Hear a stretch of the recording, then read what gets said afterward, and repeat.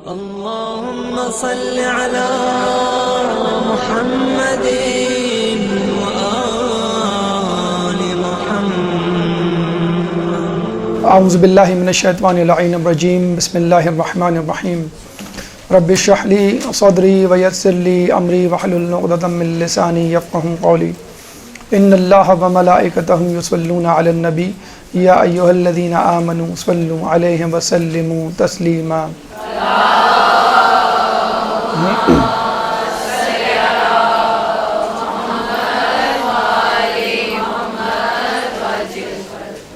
زیارت عراق کے حوالے سے اب تک ہماری 2 نشستیں مکمل ہوئیں. پہلی نشست میں فضائل زیارت کے حوالے سے گفتگو ہوئی اور دوسری نشست میں آداب زیارت، اور دوسری نشست میں ان احتیاطوں کو بھی آپ کے سامنے پیش کیا گیا کہ جن کو ملحوظ خاطر رکھنا ضروری ہے اگر آپ چاہتے ہیں کہ آپ کی زیارت کما حقہ ادا ہو. اس کے بعد ہم نے کہا تھا کہ انشاءاللہ آپ کو مرحلہ وار ہر مقامات مقدسہ کی طرف لے کے جائیں گے اور گھر بیٹھے یا مدرسے میں بیٹھ کر وہ روحانی سفر انشاءاللہ کروائیں گے کہ جس کو کرنے کے بعد ہم اور آپ تزکیہ نفس سے دوچار ہوں گے اور تقرب الہی سے بھی. چنانچہ آج ہم عملی طور پر زیارت کا سفر شروع کر رہے ہیں. یوں سمجھ لیجئے کہ ہم نے ٹکٹ کٹا لیا نجف کا اور آج ہم نجف کی طرف رواں دواں ہیں. جیسے کہ ہم نے آپ کو بتلایا کہ جب ہم کسی جگہ کا قصد کرتے ہیں، کسی شخص سے ملنے کا ارادہ کرتے ہیں، کسی چیز کو دیکھنے کی کوشش کرتے ہیں، تو ضروری ہے کہ اس چیز کی، اس شخص کی، اس مقام کی اہمیت، فضیلت آپ کے ذہن میں ہو، تاکہ آپ جب اس کو دیکھیں، اس سے ملیں یا اس کی زیارت کریں تو آپ اچھی طرح سمجھ سکیں کہ میں کیا دیکھ رہا ہوں، کیا سن رہا ہوں، کیا سمجھ رہا ہوں اور کیا کسب کر رہا ہوں. چنانچہ جب ہم نجف کی طرف جائیں گے تو نجف کی طرف جانے سے پہلے جیسے ہم نے آپ کو بتلایا کہ ہر مقام کی معرفت ضروری ہے. معرفت کے بغیر اگر آپ وہاں پہنچ گئے تو آپ سمجھ نہیں پائیں گے کہ میرے سامنے کیا ہے، اور جیسے گئے تھے کورے ویسے ہی واپس آئیں گے. چنانچہ نجف جانے سے پہلے ضروری ہے کہ نجف کی اہمیت آپ کے سامنے ہو. پھر نجف نام یا اس کے متبادل جتنے بھی نام ہیں ان کا کیا پس منظر، کیا معنی ہیں. تاریخ نجف بھی ضروری ہے جاننا کہ نجف کن مراحل سے گزر کر موجودہ شکل میں ہمارے سامنے آیا. پھر فضائل نجف، کیا مولا علی نے فقط ایسے ہی اس مقام کو منتخب کر لیا تھا؟ کیا واقعی اس کے اندر کوئی ایسی خوبی تھی کہ مولا نے اس مقام کو اپنی آخری آرام گاہ کے طور پر منتخب کیا؟ پھر خود مولا کی مرقد مبارک، قبر مبارک یعنی حرم مطہر کی مختصر تاریخ، کتنے لوگوں نے، کن لوگوں نے، کن گروہوں نے اس میں حصہ لیا. پھر مولا علی کی خود زیارت کیوں اہم ہے اور اس کا ثواب کیا ہے. انشاءاللہ یہ سب چیزیں جب آپ کے ذہن میں ہو جائیں گی تو مولا کی زیارت کرنا اور اس سے کسب کرنا کچھ مشکل نہیں ہوگا. ہمارا جو ہدف ہے، ہم نے پہلے بھی بتایا کہ زیارت کا ہدف فقط یہ نہیں ہے کہ ہم زری کو دیکھ کے آ جائیں یا جو ہے روضے کو چوم کے آ جائیں. ہمارا مقصد ہے کہ اس سے کچھ کسب کریں، اپنے گناہوں کو بخشوا کر آئیں اور پاک و پاکیزہ اور بالکل ایک نئی شخصیت کا روپ دھار کر اپنے گھر لوٹے. سب سے پہلے اہمیت نجف دیکھیں. اس وقت جو نجف کی، موجودہ نجف کی اہمیت ہے وہ سہ رخی ہے. 3 حوالے سے امپورٹنٹ ہے اس وقت نجف. اولین اہمیت بلا شبہ مولا کائنات حضرت علی ابن ابی طالب اللہم صلی علی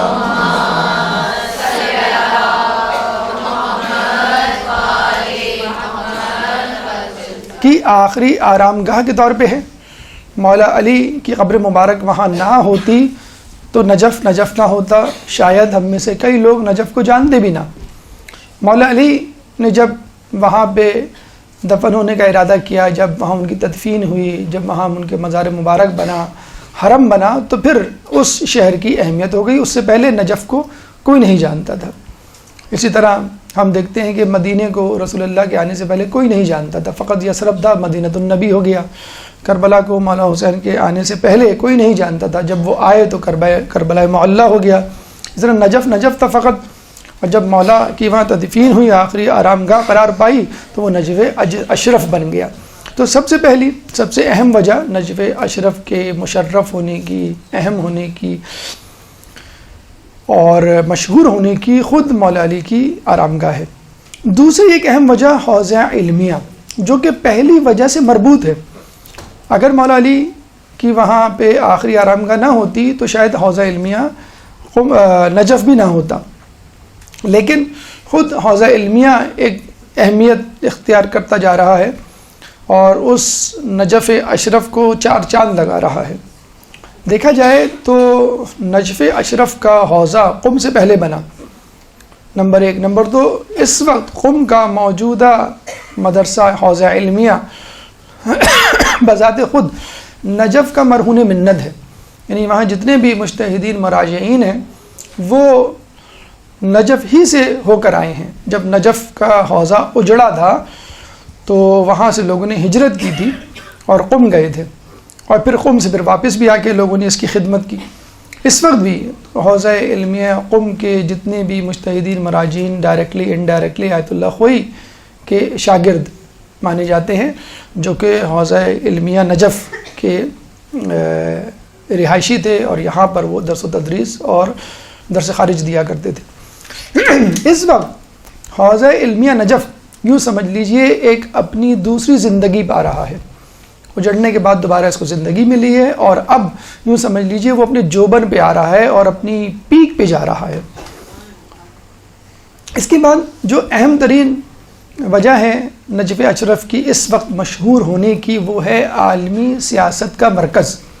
جو لوگ سیاست سے دلچسپی رکھتے ہیں وہ جانتے ہوں گے کہ آئے دن نجف اشرف سیاست کی خبروں کا مرکز و محور بنتا رہتا ہے۔ کیوں؟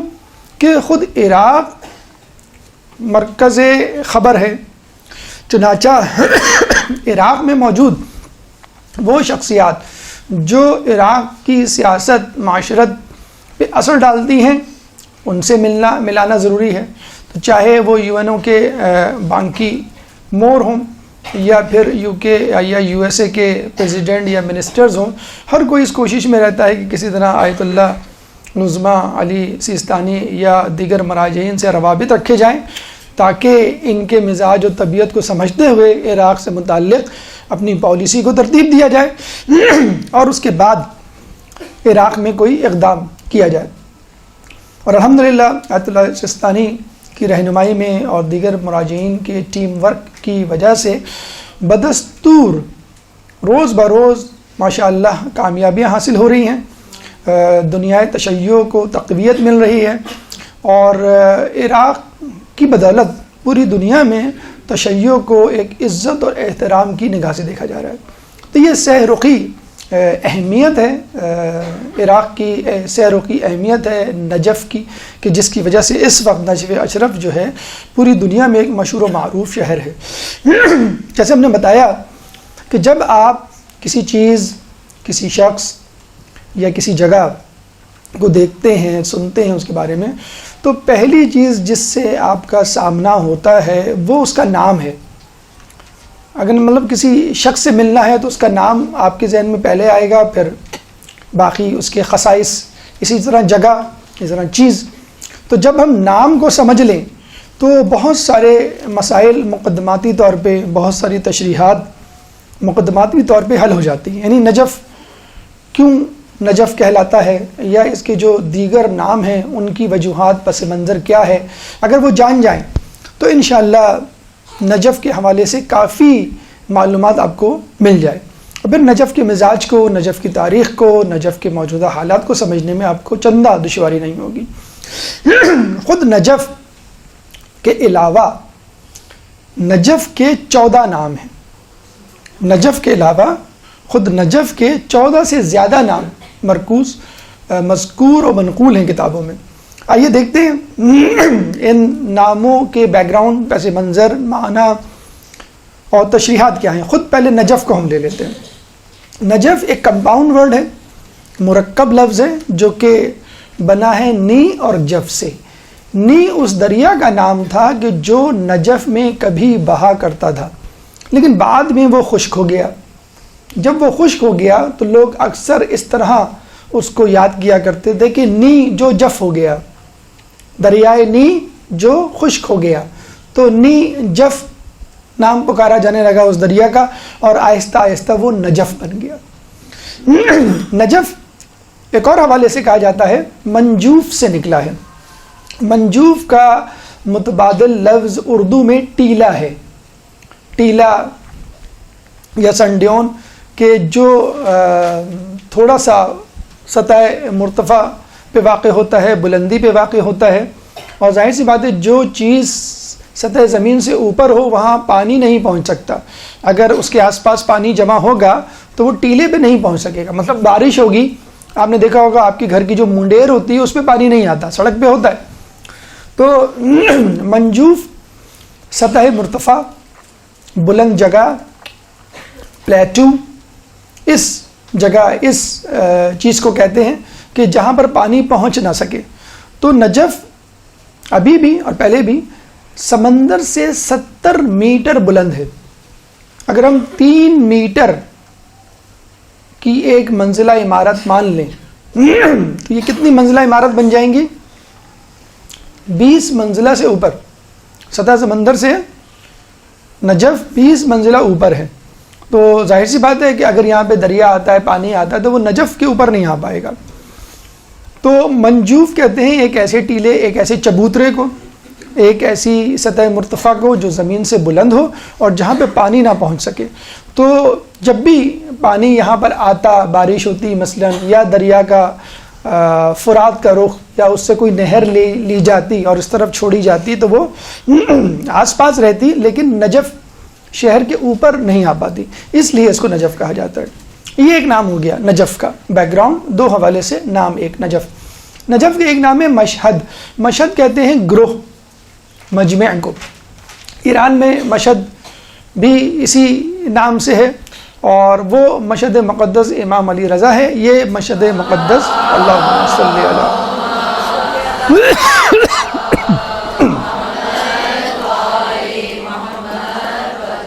حالانکہ یہاں پہ تو اس کا نام مشہد نہیں ہونا چاہیے، کیونکہ ایک زمانے میں نجف جو ہے بالکل ویران اور بنجر زمین تھی. مولا کی قبر کے انکشاف سے پہلے کوئی اس جگہ کو نہیں جانتا تھا.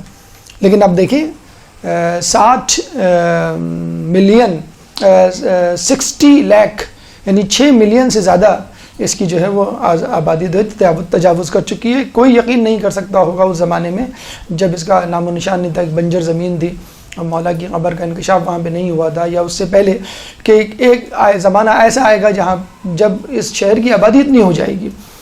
پورا ایک صوبہ ہے عراق کا بھی ہے، لیکن اس زمانے سے اس کا نام جو ہے وہ مشہد جو ہے وہ چلا آ رہا ہے. غری یا غرا اس کا ایک نام ہے، اور عربی میں غری یا غرا کو ہم کہتے ہیں حساس یا نیک آدمی، جو بہت جلدی مائنڈ کر جاتا ہو، سینسٹیو ہو، گناہ کے معاملے میں بہت زیادہ احتیاط برتتا ہو. ایسے شخص کو جو ہے وہ غری کہا جاتا ہے. اسی طرح اسی سے ایک لفظ نکلا ہے غروی. غروی دبلا پتلا یا دبلی پتلی چیز یا تنگ جگہ. اصل میں نجف جو ہے وہ ریکٹینگولر شیپ، مستطیل شیپ کی جگہ ہے، اور وہ ایلانگیٹڈ ہے، کوئی پھیلی ہوئی جگہ نہیں ہے جیسے آپ کا موبائل ہوتا ہے، یوں سمجھ لیجئے اس طرح کی ریکٹینگولر شیپ کی جگہ ہے، اور وہ سطح زمین سے اٹھی ہوئی ہے. تو وہ ایک تنگ راہداری کوریڈور سمجھ لیں، اس لیے اس کو غروی کہا جاتا ہے. اچھا، اس کے نام جودی ہے کیونکہ یہاں پہ کوہ جودی تھا. کون سا کوہ جودی؟ وہ پہاڑ جس پر نوح علیہ السلام کے بیٹے کنعان نے چڑھ کر اپنے زعم میں کہا تھا قالا سآوی الی جبلی یعصمونی من الماء، کہ میں نے پہاڑ پہ پناہ لے لی ہے جو مجھے اس پانی یعنی طوفان سے بچا لے گا. سورہ رعد آیت نمبر 43. اللہ تعالیٰ نے جب اس کی یہ بات سنی، نوح علیہ السلام اپنے بیٹے کو پکار رہے تھے تو اس نے یہ جواب دیا. قرآن نے اس کا جواب اپنی کتاب میں لکھا ہے خدا نے. تو اللہ تعالیٰ نے کوہ جودی سے کہا کہ میرا ایک نافرمان بندہ مجھ سے فرار ہو گیا ہے اور تیرے پاس پناہ لینا چاہتا ہے، تو کیا تو اسے پناہ دے گا؟ یہ سن کر کوہ جودی پہ لرزاں طاری ہو گیا اور وہ کانپنے لگا اور شرم سے ہیبت سے پاش پاش ہو گیا. جودی یعنی اپنے علاقے نجف سے لے کر شام تک زمین میں دھس گیا اور اس کے بعد وہ نہیں ابھر سکا اور ریزہ ریزہ ہو گیا. اب وہاں پر یعنی نجف سے لے کر شام تک کے علاقے میں کوئی پہاڑ نہیں، کیونکہ پہلے پہاڑ تھا جو خدا کے اس کلام سے، اس سزا دینے والے انداز سے کہ کیا تم ایسا کرو گے، تو وہ فوراً جو ہے خوف سے پھٹ گیا.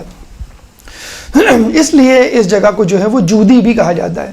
اچھا، یہ ہمارے لیے بھی ایک درس عبرت ہے کہ کیا جب ہم گناہ کرتے ہیں تو کیا کوئی ایسی آواز ہمارے دل سے اٹھتی ہے، اور اگر دل سے اٹھتی ہے یا ہمارا ضمیر جو ہے ہمیں کچوکے لگاتا ہے اور ہمیں جگاتا ہے، تو کیا ہم اس خوف سے کانپنے اور لرزہ بندام ہو جاتے ہیں؟ جبکہ ایک پہاڑ جو ہے وہ اللہ تعالیٰ کی اس بات سے، عاطف غیبی سے جو ہے وہ لرزہ بندام ہو گیا. طور، کوہ طور بھی اسی جگہ پر ہے. حرم سے آپ تھوڑا سا آگے جائیں گے، واکنگ ڈسٹینس پہ اس کا تذکرہ آگے آئے گا کہ یہ وہ پہاڑ ہے کہ جہاں پہ موسیٰ علیہ السلام نے اللہ تعالیٰ سے کلام کیا، اور یہیں پہ موسیٰ علیہ السلام کو اللہ تعالیٰ نے کلیم اللہ کا لقب دیا. اس کا ایک نام ظہور بھی ہے جو ظہر سے نکلا ہے. ظہور کا مطلب ہوتا ہے پشت. ظہر ہوتا ہے اور ایک باطن ہوتا ہے، ایک ظاہری اور ایک باطنی پہلو ہوتا ہے. اصل میں نجف کوفے سے ہٹ کر آگے کی طرف پشت کوفہ پہ واقع ہے. پہلے زمانے میں نجف الگ سے ایک جگہ یا شہر یا علاقہ نہیں مانا جاتا تھا، یہ کوفے کا حصہ مانا جاتا تھا. زیادہ سے زیادہ اس کو پشت کوفہ کہہ دیا جاتا تھا.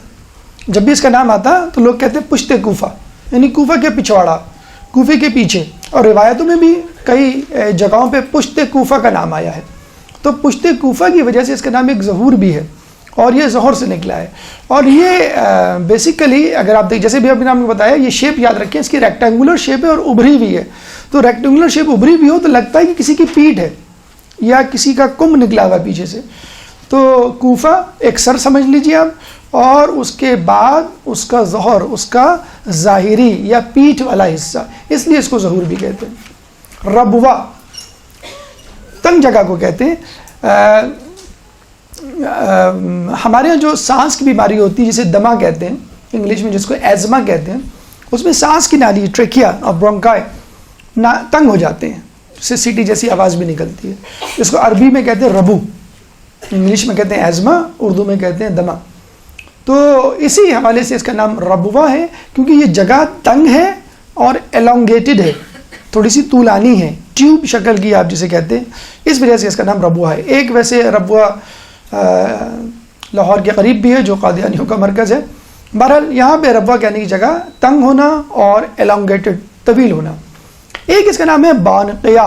یہ بڑا انٹرسٹنگ اور پس منظر ایک کہانی لیا ہوا واقعہ اپنے اندر لیے ہوئے نام ہے.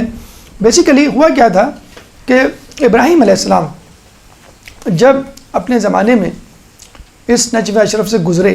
اچھا، اس زمانے میں نجف اشرف میں زلزلے بہت آیا کرتے تھے. جب اچھا اس نہج کے نہیں تھے جس نہج کے بہت زیادہ شدت کے ریکٹر اسکیل جسے کہتے ہیں 8 ہوتا ہے یا 7 ہوتا ہے، لیکن بہرحال آتے تھے. زلزلہ کسی بھی نوعیت کا ہو، کسی بھی شدت کا ہو، آدمی گھبرا جاتا ہے. ابھی کراچی میں بھی گلشن کے علاقے میں زلزلے آئے تھے، جھٹکے محسوس ہوئے تھے، تو بہت جھٹکے آتے تھے. تو ایک رات زلزلہ نہیں آیا. لوگ بڑے حیران اور خوش ہوئے کہ آج زلزلہ نہیں آیا. تو وہ بھاگے بھاگے گھروں سے نکلے، دیکھیں تو کیا وجہ ہے. پتہ چلا کہ ایک بزرگ اپنے غلاموں کے ساتھ سکونت اختیار کیے ہوئے شہر میں. ان کو شک ہوا کہ شاید ان کی وجہ سے، شاید ان کی وجہ سے نہیں. ان کے پاس گئے اور کہنے لگے حضرت ابراہیم علیہ السلام کو کہ آج رات ایک اور مہمانداری کا، ایک رات اور ہمیں شرف بخشے، آج رات آپ یہاں رہے. مطلب کنفرم کرنا چاہ رہے تھے وہ کہ ان کی وجہ سے یا کسی اور وجہ سے. ابراہیم علیہ السلام اپنے غلاموں کے ساتھ دوبارہ دوسری رات وہیں ٹھہرے، دوسرے دن بھی زلزلہ نہیں آیا، وہ سمجھ گئے اس بابرکت ہستی کی وجہ سے نجف میں زلزلہ نہیں آیا۔ چنانچہ وہ گئے ابراہیم علیہ السلام کے پاس اور کہنے لگے کہ اگر آپ چاہیں تو یہاں پر مستقل سکونت اختیار کر سکتے ہیں۔ ابراہیم علیہ السلام نے کہا میرے لیے تو ممکن نہیں، مجھے تو آگے جانا ہے، فلسطین جا رہے تھے غالباً وہ۔ تو انہوں نے کہا کہ بہت اصرار کیا، تو ابراہیم علیہ السلام کے ذہن میں ایک آئیڈیا آیا۔ انہوں نے کہا دیکھو میں یہ زمین خرید لیتا ہوں، جب یہ زمین میری ملکیت ہو جائے گی تو میں رہوں یا نہ رہوں، ملکیت ہونے کے سبب انشاءاللہ زلزلہ نہیں آئے گا۔ انہوں نے کہا ملکیت کی اور خرید و فروخت کی کیا بات، ہم آپ کو ویسے ہی ہبہ کر دیتے، تحفے میں دے دیتے۔ انہوں نے کہا نہیں میں خریدوں گا۔ دیکھیں یہ بڑے لوگوں کا بڑا پن ہے، انبیاء کا، معصومین کا، کہ ان کو معلوم ہوتا ہے کہ یہاں ہمارا مقتل بنے گا، ہمارے سر کٹیں گے، پھر بھی وہ جگہ خریدتے تھے اور پھر جو وہ ہبہ کیا کرتے تھے۔ تو ابراہیم علیہ السلام نے وہ جگہ خریدی، اور کتنی پیسوں کی، اس زمانے میں پیسوں وغیرہ کا حساب نہیں تھا، تو 7 بھیڑیں اور 4 گدھے۔ اچھا یہ سن کے مسکرانے کی ضرورت نہیں ہے، اس زمانے میں 7 بھیڑیں مرسڈیز سمجھ لیں اور 4 گدھے آپ چھوٹا کروڑا سمجھ لیں آپ، تو یہ مل ملا کے جو ہے وہ کروڑ کے قریب پہنچ جاتا ہے۔ تو کروڑ میں ماشاءاللہ بڑی اچھی جگہ آ سکتی ہے۔ اس پر بھی ابراہیم علیہ السلام کے غلاموں نے کہا کہ آپ کیوں یہ گدھے اور بھیڑیں ضائع کر رہے ہیں، یہ تو بنجر زمین ہے۔ ابراہیم علیہ السلام نے بنجر زمین مکے کو بھی اختیار کیا، تو پھر وہاں دیکھیں کیا ماشاءاللہ سرسبز و شادابی آئی، اور کیا جو ہے وہ اس وقت بزنس میں اور ٹورنگ میں آگے جا رہا ہے کہ فقط حج اور عمرے کی آمدنی جو ہے وہ اب کافی ہو رہی ہے، پیٹرول کو حد لگانے کی ضرورت نہیں ہے، بلکہ سوچا جا رہا ہے کہ اس کو کس طرح مزید پروفیٹیبل بنایا جائے زیادہ سے زیادہ۔ تو ابراہیم علیہ السلام کو ان کو غلام نے کہا کہ آپ کیوں پیسہ ضائع کر رہے ہیں اس بنجر زمین پہ۔ دیکھیں یہ فرق ہوتا ہے ایک عام آدمی میں، ایک معصوم کی نظر میں۔ ابراہیم علیہ السلام نے کہا خاموش ہو جاؤ، تمہیں نہیں معلوم اس سرزمین سے 70,000 افراد روز محشر محشور ہوں گے اور بلا حساب کتاب جنت میں جائیں گے، اور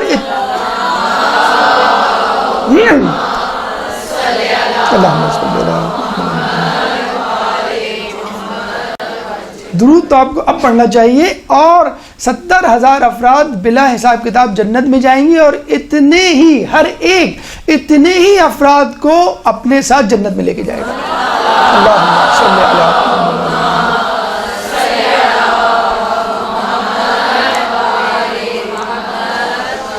تو اس فضیلت کے سبب انہوں نے اس بنجر زمین کو جس وقت جہاں کچھ بھی نہیں تھا اس کو خریدا اور اس کی قیمت ادا کی۔ اس زمانے میں جو لوگ وہاں رہتے تھے وہ بنتیا، بے نون توے یا ہے، بنتیا زبان بولا کرتے تھے، اور بنتیا زبان میں بھیڑ کو نقایہ کہتے تھے۔ تو بنتیا کی نقایہ، پھر وہ بعد میں بانقیہ کمپاؤنڈ ورڈ بن گیا، بانقیہ یعنی جہاں پر بھیڑیں دے کر جگہ کو خریدا گیا۔ اس کے بعد ایک اور نام وادی سلام۔ اس وقت وادی سلام جب ہم کہتے ہیں تو قبرستان ذہن میں آتا ہے۔ بیسیکلی خود نجف کا نام وادی سلام ہے، اور وادی سلام کا قبرستان was a part of it, ایک اس کا حصہ تھا۔ جیسے ہم کہتے ہیں کہ میوہ شاہ کا قبرستان ہے، تو اس کا علاقہ کچھ اور ہوگا، اور اس کا قبرستان یعنی اس شہر کا قبرستان وہ میوہ شاہ کا کہلائے گا مثلا۔ تو وادی سلام پورے نجف اشرف کا نام تھا، اور قبرستان اس میں موجود تھا، تو اس کو کہا جاتا تھا کہتے کہ وادی سلام کا قبرستان۔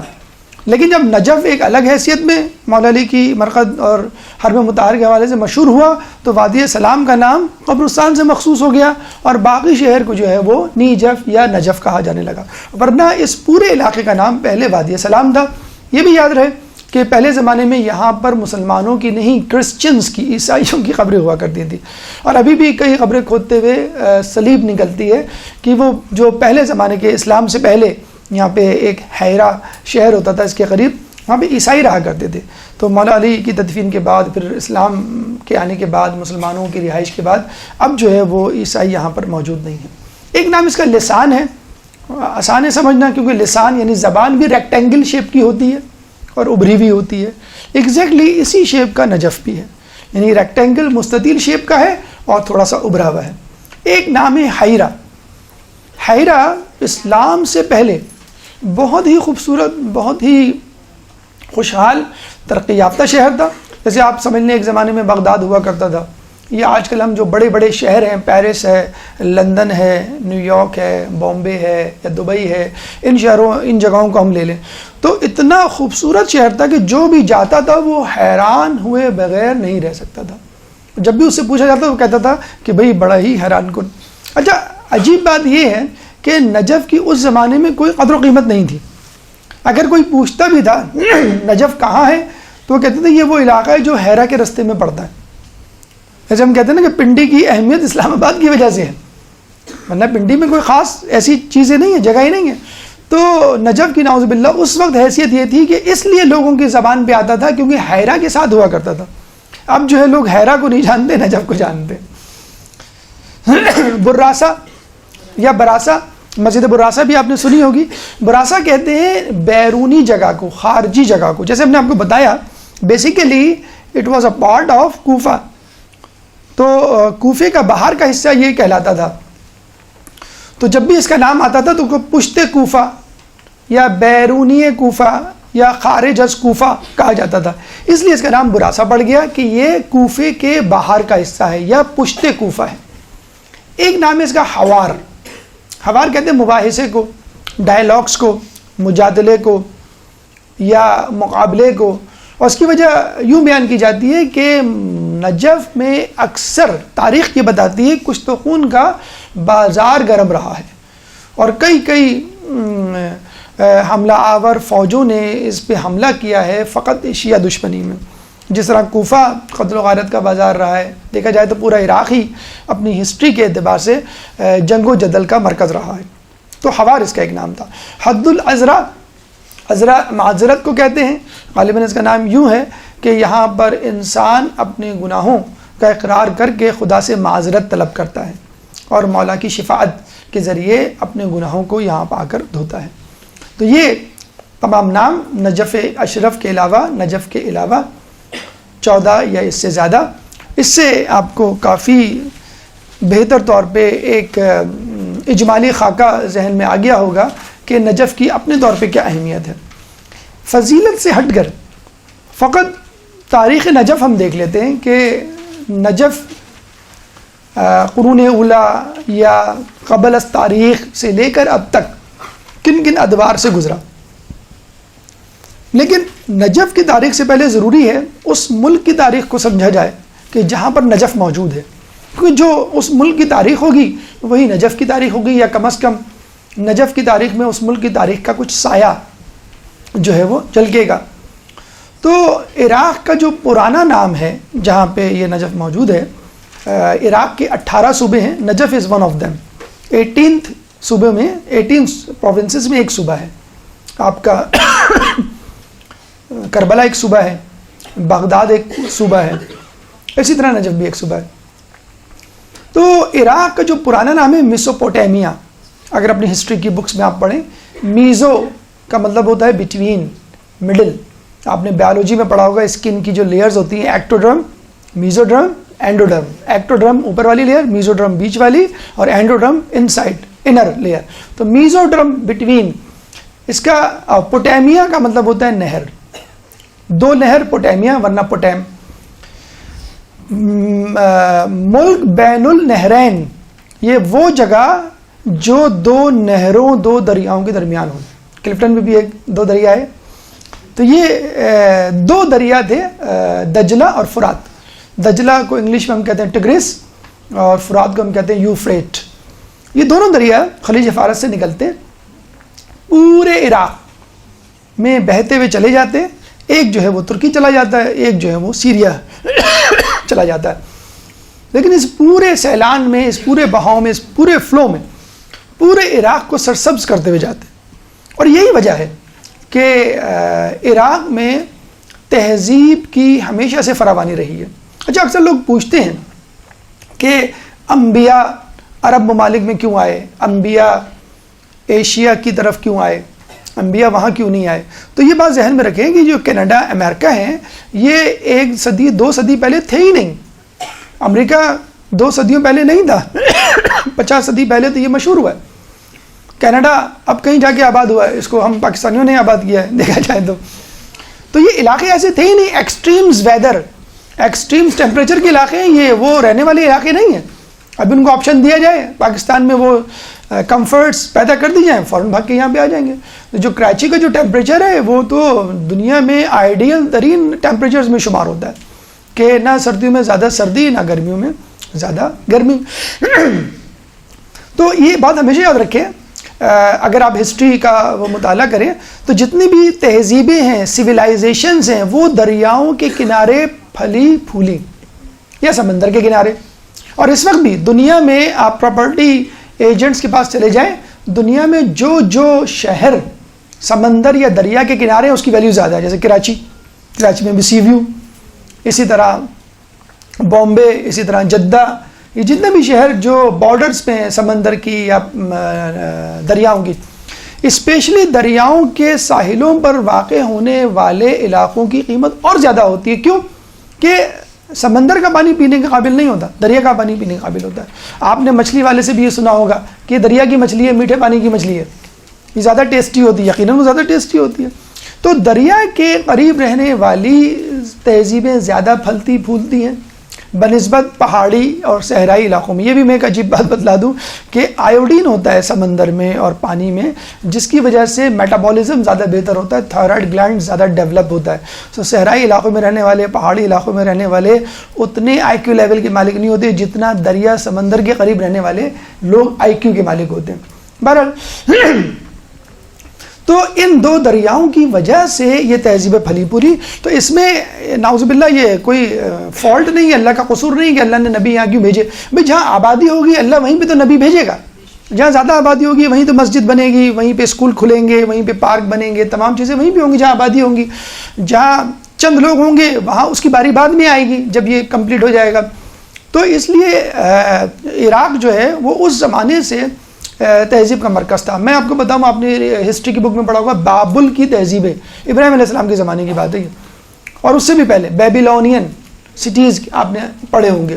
اس کے بعد الیگزینڈر دا گریٹ، سکندر اعظم یہاں پر آیا، یونان رہتا یونان میں تھا لیکن یہاں پر آیا. اچھا یہ بھی ابھی آپ ہسٹری میں ابھی آپ کو تھوڑا سا بتائیں گے، آپ کو پتہ چلے گا کہ عراق کو استعمال غیروں نے کیا ہے، ان عراقیوں نے خود نے ابھی تک صحیح سے استعمال نہیں کیا عراق کو. تو بابل کی تہذیبیں یہاں پہ تھی. اس کے بعد الیگزینڈر دا گریٹ آیا، پھر فارس کے لوگ آئے، ایرانی رہتے ایران میں تھے، آئے عراق میں. اچھا یہاں پہ پانی تھا، میٹھا پانی تھا. اچھا دوسری بات ہے کہ اچھا تیل ابھی نکلا ہے لیکن پہلے لوگوں کو نہیں معلوم تھا فی الحال وہ پانی پہ اور اس کی زراعت پہ اور اس کی فصلوں پر گزارا کیا کرتے تھے. جب تیل نکلا دنیا میں دوسرا زیادہ تیل پیدا کرنے والا ملک ہے، پہلا سعودی عرب ہے، دوسرا جو ہے وہ عراق ہے. تو عراق کے لوگوں سے پوچھا جائے نا کہ یہ مسئلہ کیا ہے عراق میں، تو کہتے ہیں مسئلہ ہم نہیں ہے، مسئلہ تیل ہے. جب تیل ختم ہو جائے گا تو لوگ آنا بند ہو جائیں گے. لیکن ہم کہتے ہیں کہ لوگ پھر بھی آئیں گے کیونکہ شیعان علی ہر اس جگہ پہ جاتے ہیں جہاں پہ ہمارے امام معصوم موجود ہوتے ہیں.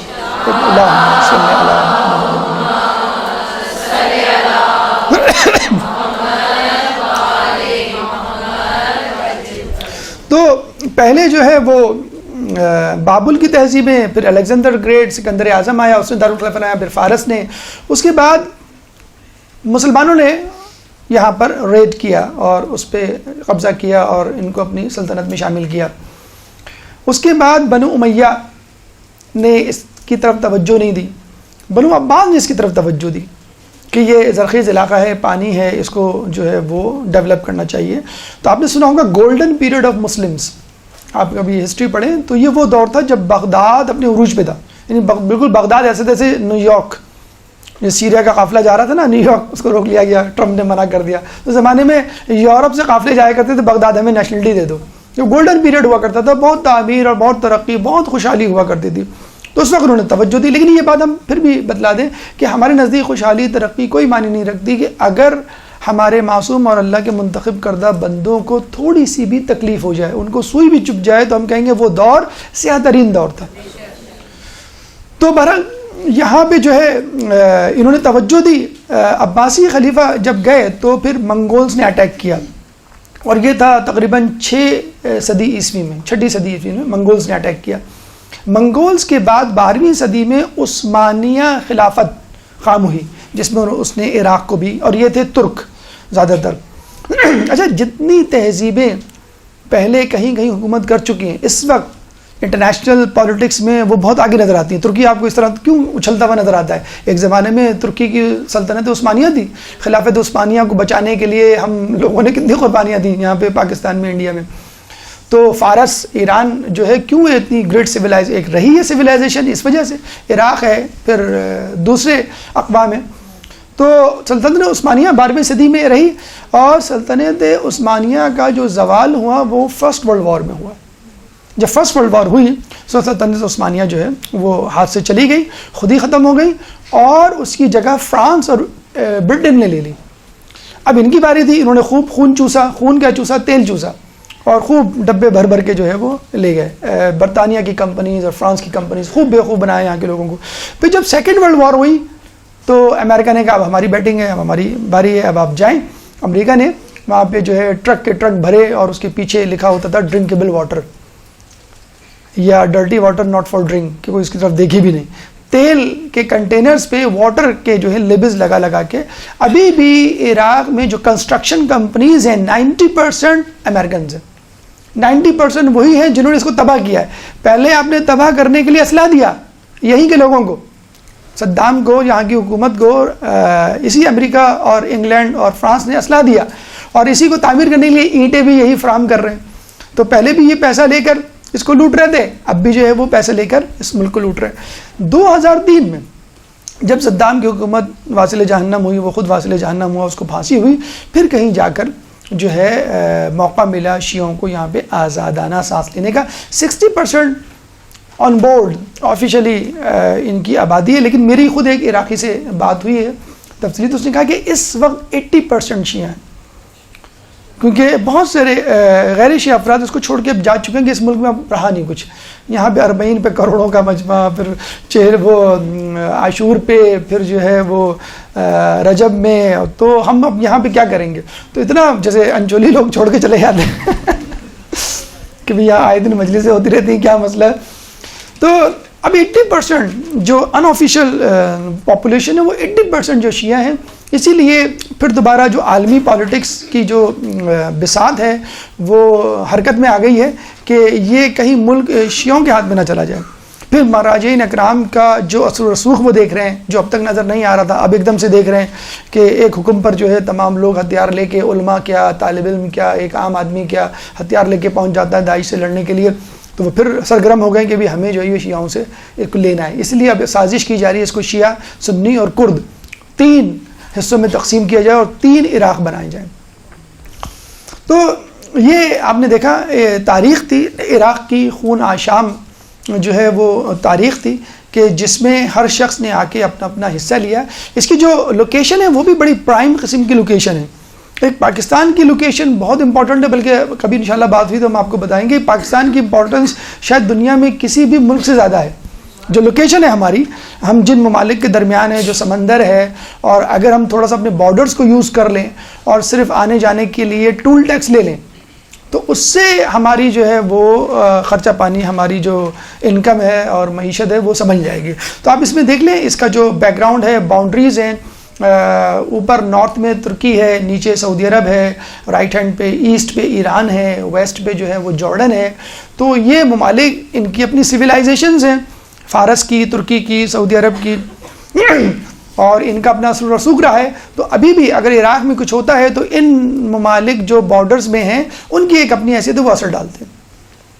اچھا یہ تو موجودہ ہے, لیکن اگر ہم دیکھیں تو یہ انبیاء کی سرزمین رہا ہے. فلسطین کو انبیاء کی سرزمین کہا جاتا ہے اور عراق کو بھی کہا جاتا ہے. انبیاء میں آپ لے لیں آدم علیہ السلام, وہ یہاں پہ صرف قبر مبارک نہیں کہتے, انہوں نے اس کا مسکن بنایا تھا.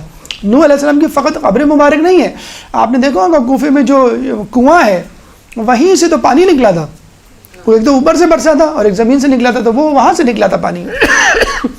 تو نوح علیہ السلام نے اس کو اپنا مرکز بنایا, پھر اس کے بعد خضر علیہ السلام نے اس کو اپنا مرکز بنایا, پھر جو ہے دیگر انبیاء نے. تو انبیاء کی سرزمین کہا جاتا ہے. یعنی پیچھے اگر ہم ہسٹری میں جائیں تو آپ کو یہاں پہ حرکت اور ہلچل نظر آئے گی. بہرحال عراق میں جو بھی آیا اس نے اپنے مقصد کے لیے پانی کو استعمال کیا, اپنے مقصد کے لیے جو ہے وہ سمندر کو استعمال کیا, اپنے مقصد کے لیے اس کے تیل کو استعمال کیا.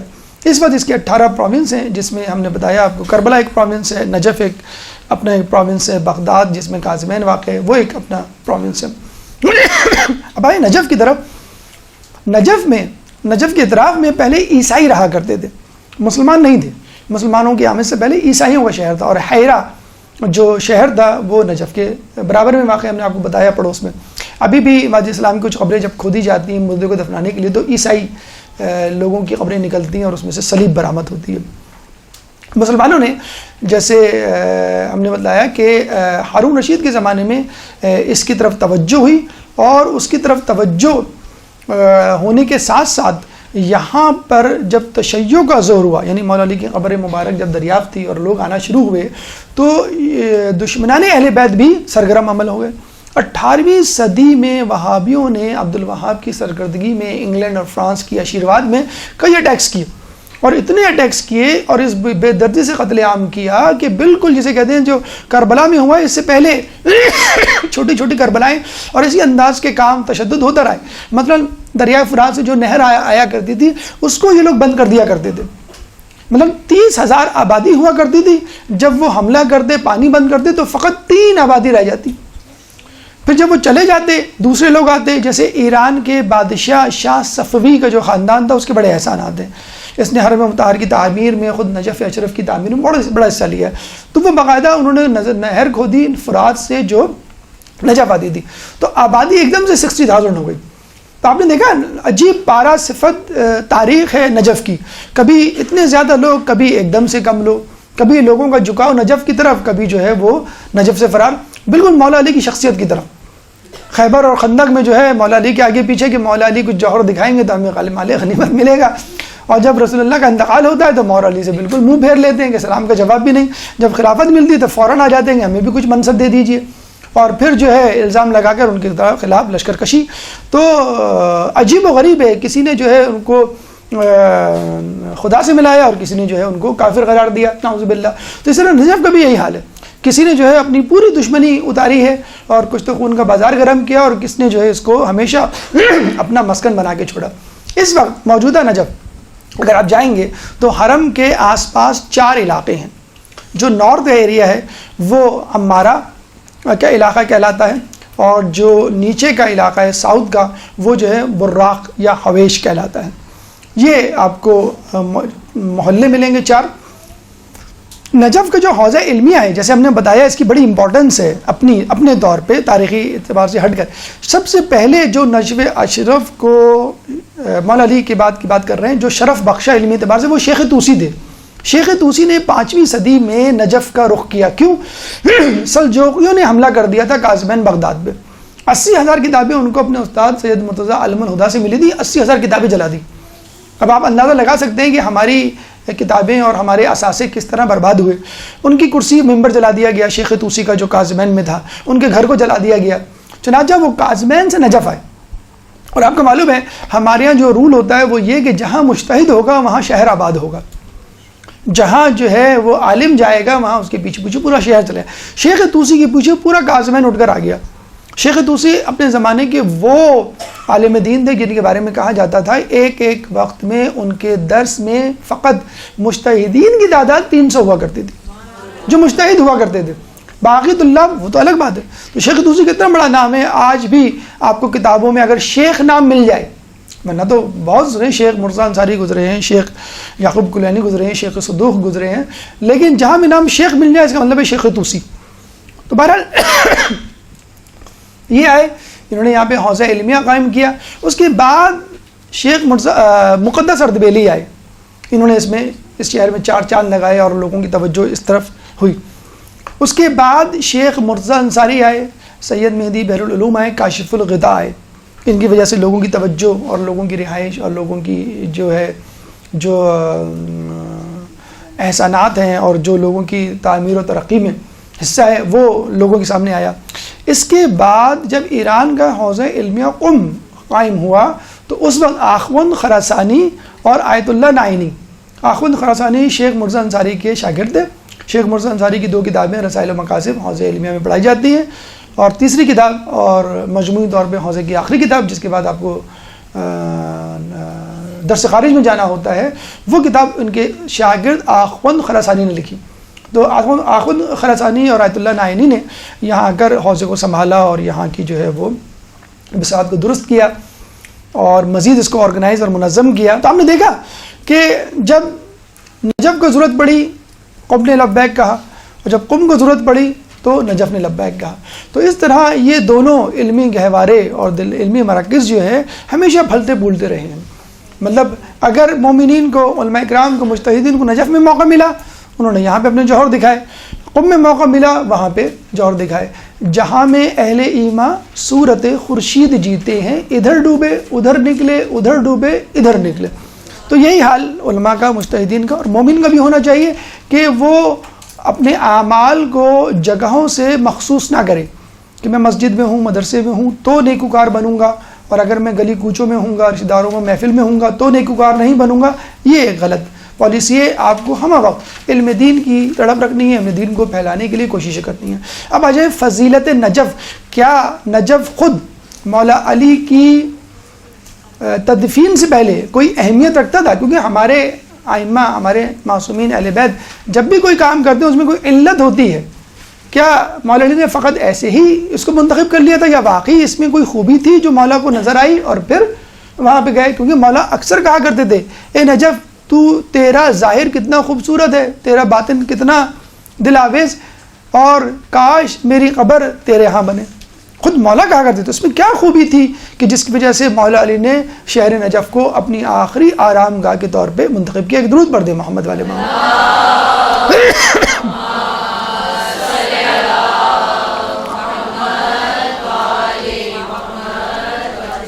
خود مولا علی کی روایت ہے کہ نجف اولین عبادت گاہ ہے.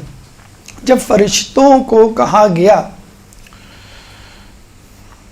کہ تم جو ہے آدم کو سجدہ کرو, تو یہی وہ سرزمین ہے, کون سی؟ نجف کی, کہ جہاں پر فرشتوں نے سجدہ کیا. تو دنیا میں سب سے پہلی عبادت گاہ نجف اشرف ہے.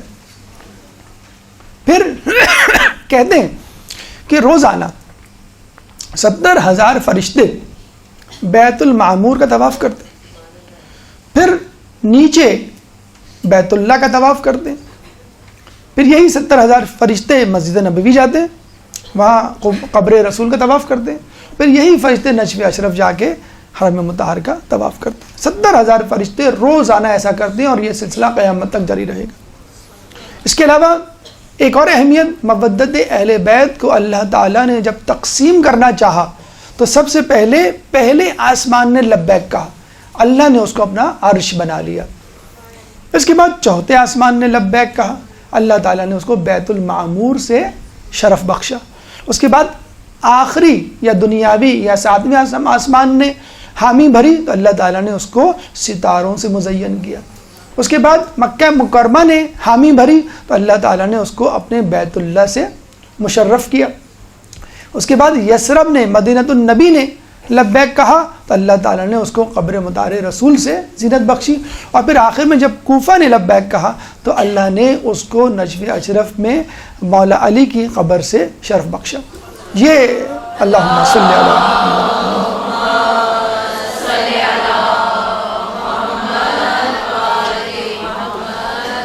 قل لا اسألکم علیہ اجرا الا المودۃ فی القربى. اس آیت کو سمجھنا, اس پہ عمل کرنا اگر انسان شروع کر دے تو انشاءاللہ جب بے جان چیزوں کو, جگہوں کو شرف مل سکتا ہے, تو ہم جیسے عاقل اشرف المخلوقات جیسی مخلوق کو اللہ تعالیٰ شرف کیوں نہیں بخش سکتا. کعبے میں جبرائیل علیہ السلام کو حکم دیا گیا, جب ابراہیم علیہ السلام بنا رہے تھے کعبہ, تو اللہ تعالیٰ نے جبرائیل کو حکم دیا کہ کعبے کے لیے پتھر 4 جگہوں سے منتخب کر کے لاؤ.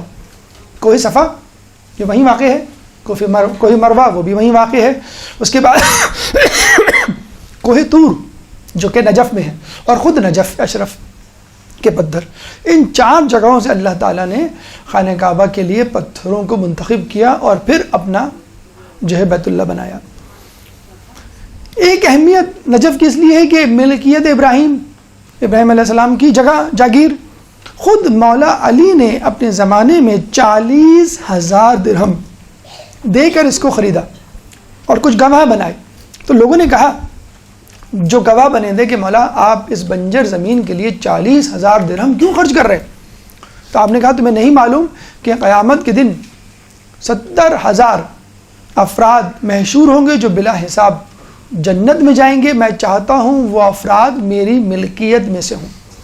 تو یہ ابراہیم کی بھی ملکیت ہے اور علی کی بھی ملکیت ہے.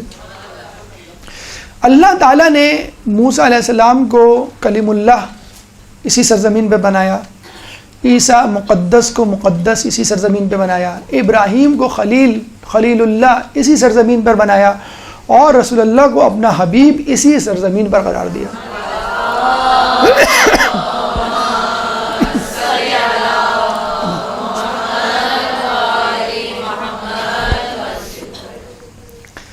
جس طرح عراق کی اپنی تاریخ ہے، نجف کی اپنی تاریخ ہے، خود حرم مطہر امام علی کی بھی اپنی تاریخ ہے.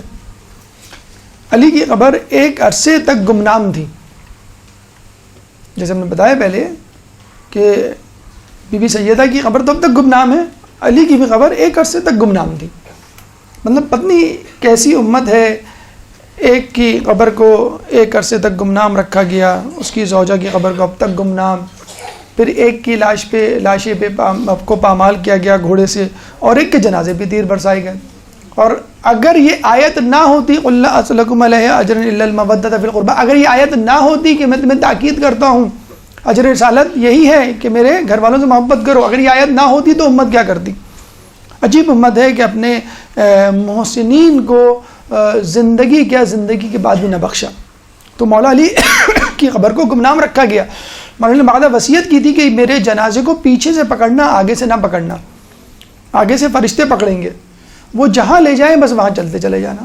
چنانچہ لوگوں نے پیچھے سے پکڑ لیا، حسن حسین تھے پیچھے سے پکڑنے والے، اور آگے کسی نے نہیں پکڑا اور وہ ایستادہ رہا، سطح زمین سے بلند رہا.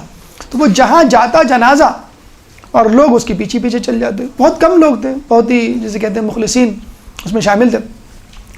اسی جگہ نجف میں جا کر وہ جنازہ رک گیا، ان کی وہاں تدفین ہوئی، اور ایک عرصے تک اس کو گمنام رکھا گیا. کیوں گمنام رکھا گیا؟ سب سے پہلے تو خوارج، جنہوں نے جنگ صفین میں مولا علی کا ساتھ دینے سے انکار کیا، نعوذ باللہ آپ کو کافر قرار دیا، وہ اس کوشش میں تھے نعوذ باللہ. پہلے تو شہید کیا عبد الرحمن ابن ملجم جو خوارج میں سے تھا، جس کو امیر شام نے رشوت دے کر مجبور کیا کہ تم علی کو قتل کرو. اس کے علاوہ علی کی تدفین کے بعد بھی وہ اس بات کی کوشش میں لگے رہے کہ کسی طرح ہمیں ان کی قبر مبارک نعوذ باللہ پتہ چلے، ہم ان کا لاشا پامال کریں نکال کے. تو بنو امیہ میں حجاج بن یوسف نے ملعون نے پہلے یہ کوشش کی، 3000 سے زائد قبروں کو اس نے کھدوایا کوفے میں کہ ان میں سے علی کی قبر کون سی، نعوذ باللہ، لیکن وہ ملعون اس میں کامیاب نہیں ہوا.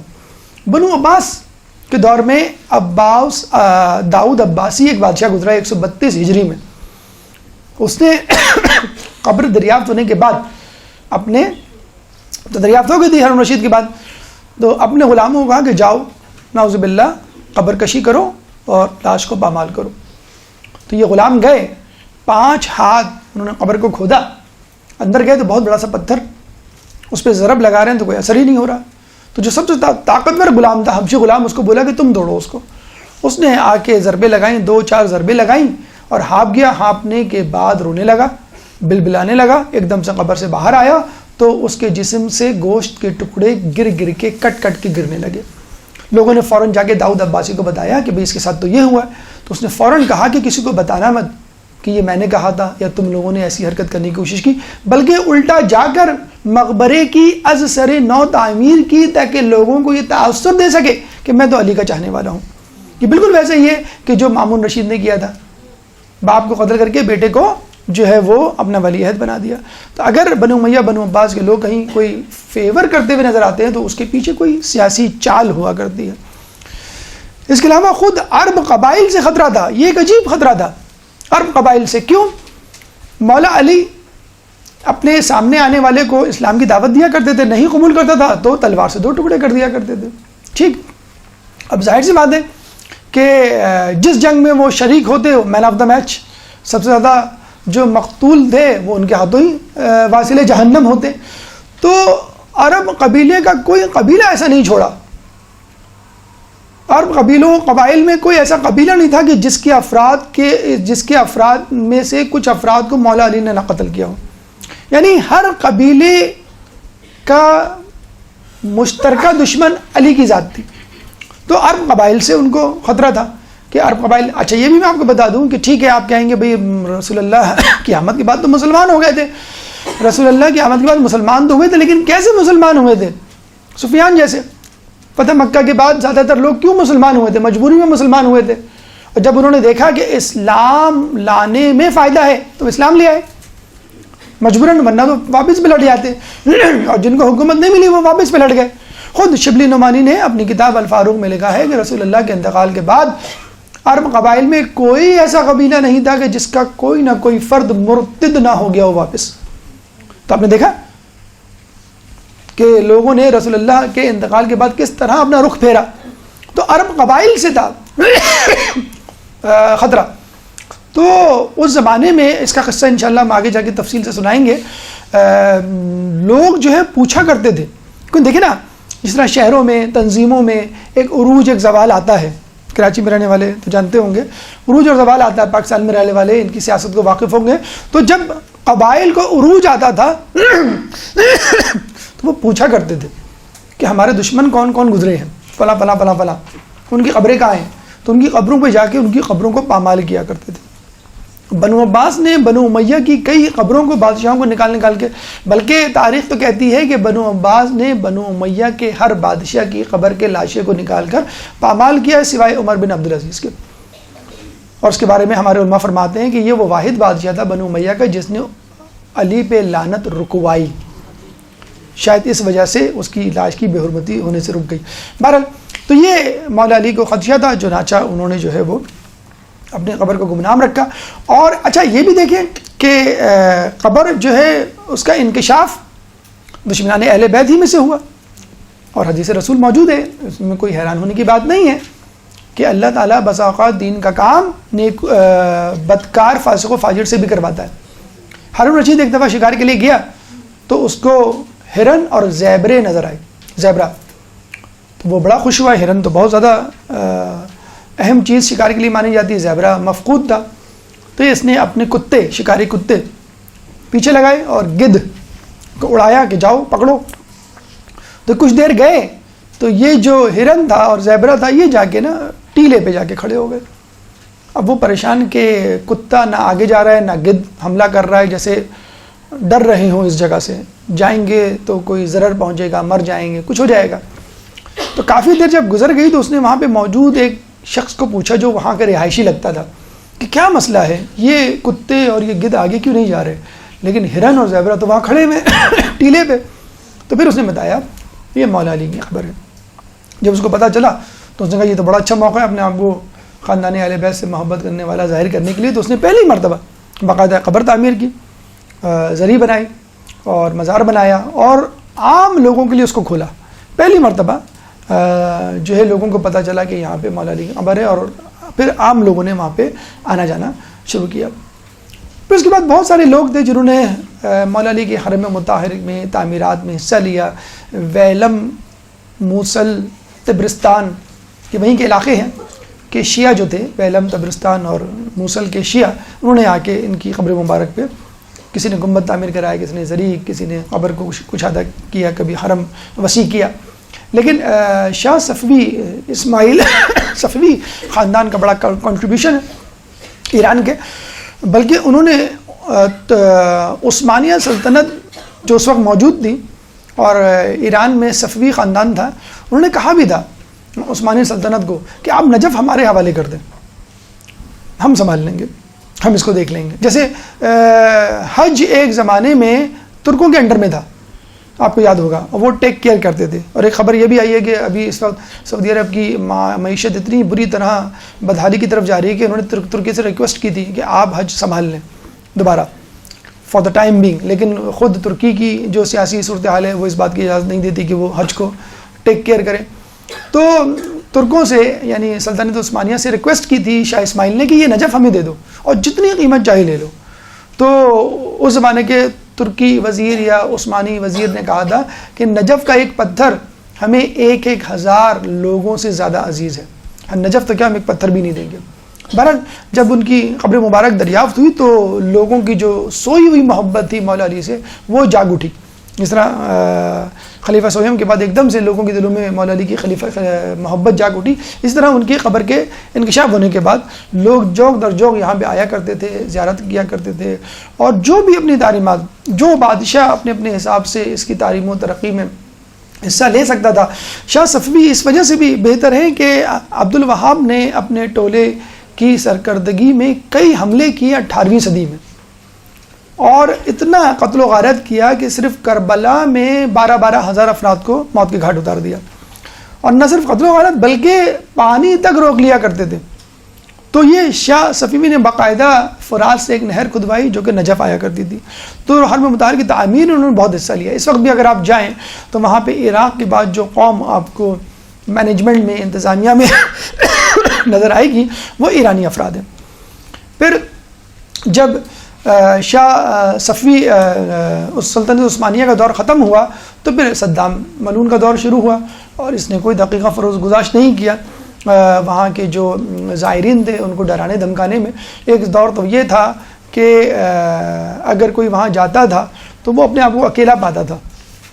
بعض راتوں میں, بعض ایام میں ایسا بھی ہوا ہے خوف کی راتوں میں کہ وہاں فقط ایک ہی زائر نظر آتا. ہمارے ایک دوست اس زمانے میں جب گئے تھے صدام کے زمانے میں تو بتا رہے تھے کہ حرم میں فقط میں کھڑا ہوا تھا اور کوئی بھی نہیں تھا. پاکستان سے گئے تھے, یہ جوش جذبے سے معمور تھے, فقط یہ کھڑے ہوئے تھے اور کوئی بھی نہیں تھا. تو ایسی حالت بھی ہوئی ہے کہ لوگ جاتے ہوئے ڈرتے تھے. منتظمین میں, گارڈز میں, اور جو افراد ہوتے تھے باقاعدہ ان کے ایجنٹس گھما کرتے تھے, جاسوس, کہ کون لوگ آ رہا ہے کون جا رہا ہے. یہ دیکھیں اس تصویر میں جو ہے یہ صدام آیت اللہ خوئی کو زبردستی گرفتار کر کے لے جا رہا ہے. تو پوری کوشش کی انہوں نے جو ہے وہاں کے مراجعین کو, مجتہدین کو ستانے کی, وہاں کے لوگوں کو کسی طرح کے یہاں کی زیارت کا زور کم ہو جائے. لیکن جب 2003 میں یہ واصل جہنم ہوا, اس کو پھانسی ہوئی, تو پھر مقامات مقدسہ کا پورا انتظام وزارت اوقاف سے نکل کر دیوان وقفی شیعی کے پاس آ گیا. پہلے حکومت کے کنٹرول میں تھا, اور حکومت میں اہل تشیع اہل تسنن دونوں ہوا کرتے تھے, وہ دونوں سنبھالتے تھے.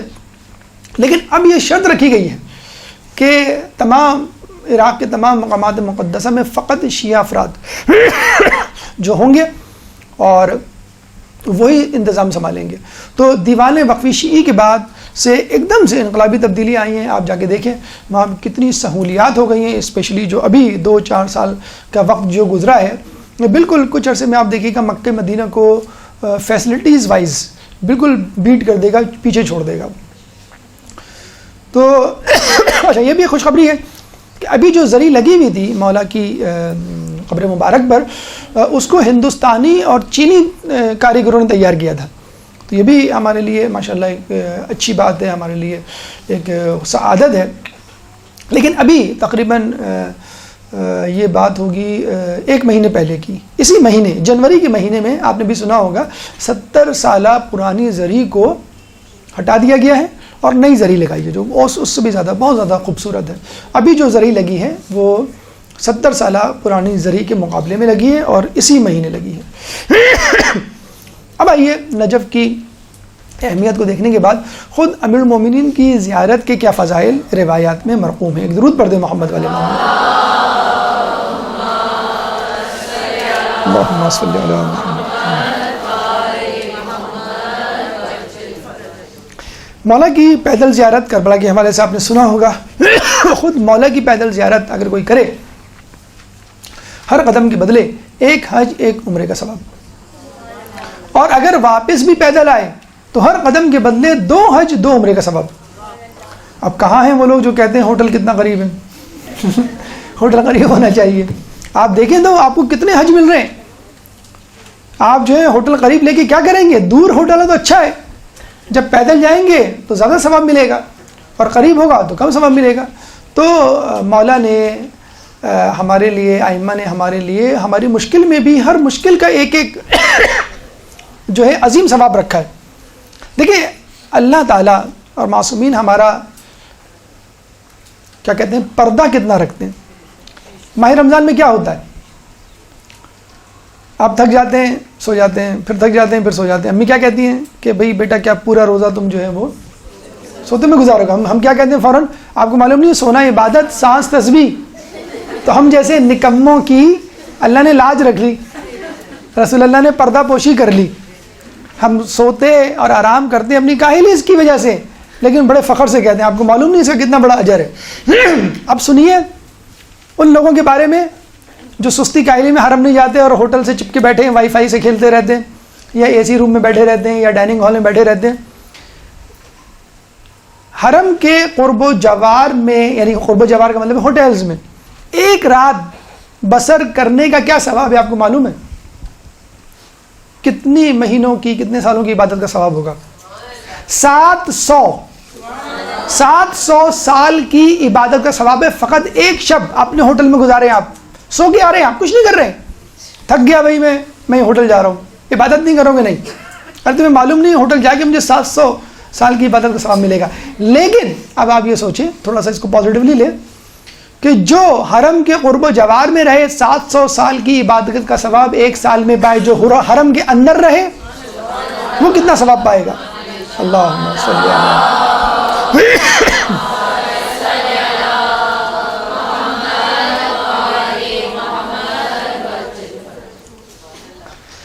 اور جب آدمی یہ دیکھتا ہے کہ فقط مولا علی نہیں، آدم اور آدم ثانی بھی اسی ذریعے میں موجود ہیں۔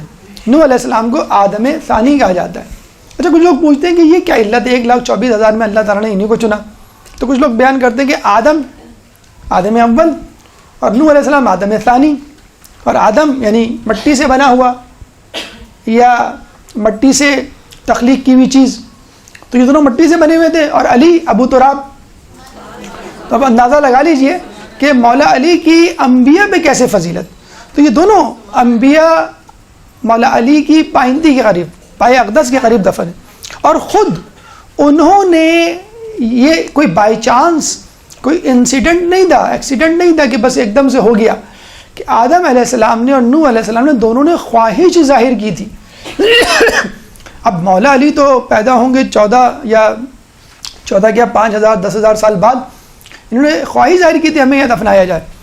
تو کہتے ہیں کہ جب نوح علیہ السلام کی کشتی بیت اللہ کے پاس آئی اور اس نے جو ہے وہ طواف کیا، پوری دنیا ڈوب گئی تھی، کعبہ نہیں ڈوبا، اونچا تھا، ٹیلے پہ تھا، مربع تھا۔ مولا علی کا شہر مربع نہیں ہے، مستطیل ہے، اونچا ہے اور ٹیلے پر ہے۔ تو کشتی نے طواف کیا تو وہاں فوراً وہی ہوئی کہ یہاں پر قبر میں موجود آدم علیہ السلام کی تابوت کو نکالو اور اپنی کشتی میں رکھ لو۔ تو نوح علیہ السلام نے فوراً کھدائی کی جہاں پہ ان کو بتلایا گیا تھا، وہ پورا جو ہے صندوق جو ہے جہاں پہ جس کے اندر آدم علیہ السلام کی قبر تھی، جسد خاکی تھا، اس کو اپنی کشتی میں رکھا اور پھر بتائے گئے مقام پر دفنایا۔ اور پھر خود اب ان کو معلوم تھا کہ آدم نے بھی خواہش ظاہر کی تھی جب یہ دفن ہوئے ہیں تو یہاں مولا علی بھی ہوں گے، تو انہوں نے بھی اپنے لوگوں کو یہ کہہ دیا تھا کہ مجھے یہاں دفنانا۔ تو جب ان کو دفنایا گیا، ان کو بھی ان کے والوں نے، ان کے چاہنے والوں نے، پیروکاروں نے دفنایا، اور جب مولا علی کو دفنانے کے لیے لائے گئے اور جب قبر کھودی گئی تو یہ ورقہ باقاعدہ نوح علیہ السلام کی طرف سے نکلا کہ مجھے یہیں پہ دفنانا۔ تو دونوں افراد کی خواہش تھی، یہ کوئی ایک بائی چانس وہ نہیں تھا کہ دونوں افراد یا تینوں افراد جو ہے اتفاقاً وہیں پائے گئے۔ ورنہ آپ دیکھیں کہ اللہ تعالیٰ نے، یہ بھی ایک دیکھیں تاریخی حقیقت ہے جس سے یہ بات ثابت ہو رہی ہے کہ آدم علیہ السلام نے خواہش ظاہر کی تھی، اس لیے اللہ تعالیٰ نے دوبارہ ان کو اپنی قبر سے نکلوایا۔ نوح علیہ السلام کے بارے میں کہہ سکتے ہیں بائی چانس وہ وہیں پہ کوئی جودی جو ہے وہیں پر کشتی آ کے ٹھہری تھی، وہیں پہ ان کا انتقال ہو گیا، وہیں انہوں نے مسکن اختیار کیا۔ آدم علیہ السلام تو نہیں تھے وہاں پہ، وہ تو وہاں تھے، بیت اللہ کی طرف تھے، مکہ معظمہ میں تھے۔ تو ان دونوں کی خواہش تھی کہ ہم کسی طرح حضرت علی کے ساتھ ان کی قبر مبارک کے آس پاس جو ہیں وہ دفن ہوں۔ خود فضیلت کے حوالے سے چھٹے امام جعفر صادق علیہ السلام فرماتے ہیں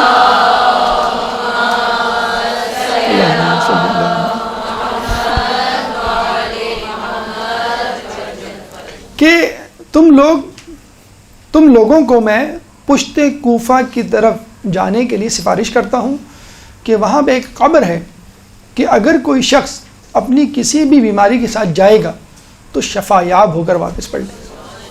خصوصی طور پہ 27 لیلۃ الاحیاء جسے کہتے ہیں، 27 رجب، جس کا ذکر خود ابن بطوطہ نے بھی اپنی کتاب میں کیا ہے۔ تو مولا امام فرماتے ہیں کہ جو بھی جس بیماری کے ساتھ جائے گا اس قبر مبارک میں حاضری دے گا مولا کی، اور سچے دل سے دعا کرے گا معرفت کے ساتھ تو واپس بغیر کسی بیماری کے شفا کے ساتھ آئے گا. یہاں پہ بھی دیکھیں مولا نے جو امام نے لفظ استعمال کیا ہے وہ ہے پشت کوفہ. ابھی ہم نے کہا تھا نا ظہور یا ظہر اس کا ایک نام ہے. بہرحال جب بھی گفتگو طولانی نہ ہو اس لیے ہم نے وہ اذکار یہاں درج نہیں کیے، لیکن آپ کوشش کریں کہ تمام اذکار کو لفظ بہ لفظ پڑھیں، ترجمے کے ساتھ پڑھیں. اس کے لیے ہم نے اب بتلایا تھا کہ اگر آپ خشوع و خضوع پیدا کرنا چاہتے ہیں تو اس کا طریقہ یہ ہے کہ تمام اعمال کو حرف بحرف لفظ با ترجمہ پڑھیں. ورود کوفہ، ارائیول ایٹ کوفہ، جب پہنچے اس کی دعا. دخول کوفہ ورود نجف اس کی دعا، جب ارائیول ہو آپ کا نجف میں. دخول نجف اس کی دعا. اس کے بعد اذن دخول جب حرم میں داخل ہو رہے ہیں، پھر دعا در صحن حرم امیر المومنین. پھر اس کے بعد رواق در مرقد امام علی، یعنی جو کوریڈور ہے ان کا قبر سے پہلے، زری مبارک سے پہلے، وہ اس میں داخل ہونے کی دعا. پھر پائے اقدس کی طرف کی دعا. پھر پشت قبلہ ہو کر زری کے سامنے کھڑے ہونے کی دعا. پھر سرائے اقدس سرانے کھڑے ہو کر دعا. اس کے بعد بہت ساری زیارتیں ہیں. زیارت امین اللہ خصوصی طور پہ تاکید کی جاتی ہے کہ اس کو پڑھیں. ایک نماز ہے، ویسے تو ہم 2 رکعت پڑھتے ہیں ہر معصوم کی، ہر امام کی زیارت کے بعد. مولا علی کے لیے 4 رکعتیں ہیں، 2 رکعت کر کے، اور ہر رکعت میں جو ہے وہ آپ کو 5 مرتبہ قل واللہ پڑھنا ہے. شاید اس کی وجہ یہی ہو کہ مولا علی کو سورہ توحید بہت پسند تھی. تو مولا علی کا چاہنے والا بھی اگر وہاں پہ ہو تو کوشش کرے ایکسٹرا، جس طرح کہا گیا اضافی رکعت پڑھنے کا، وہ اضافی رکعت پڑھے، اور سورہ توحید ہر رکعت میں 5 مرتبہ. اس کے بعد آدم علیہ السلام اور نوح علیہ السلام کی زیارت، جو کہ خود اپنی خواہش اور تمنا سے یہاں ہوئے، پڑھے. زیارت امین اللہ، اور جو زیارتیں پڑھ سکتا ہے، کیونکہ جب وہاں آپ کو اسٹے ملتا ہے وہ 5 دن کا تقریباً، یا 3 دن کا، 4 دن کا، تو روزانہ آ کے جتنی زیارات پڑھ سکتے ہیں وہ پڑھیں. اس کے بعد آثار حرم امیر المؤمنین.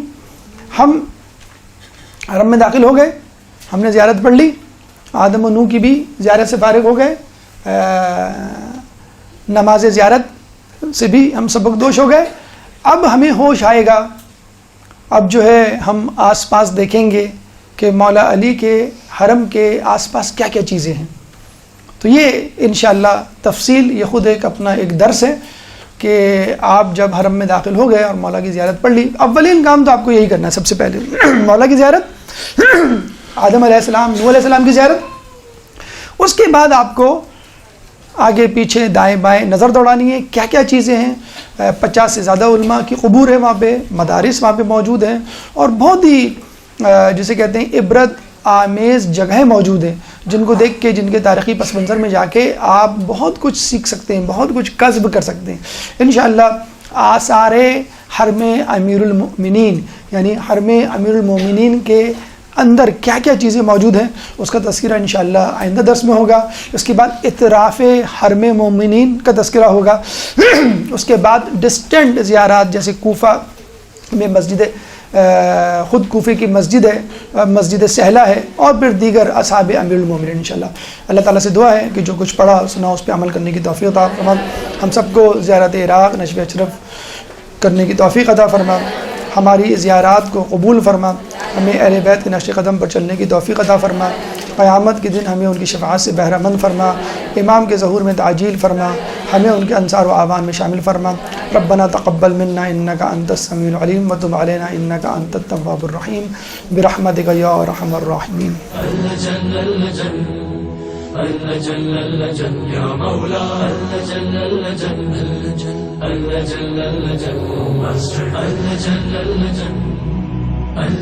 يا صاحب السماء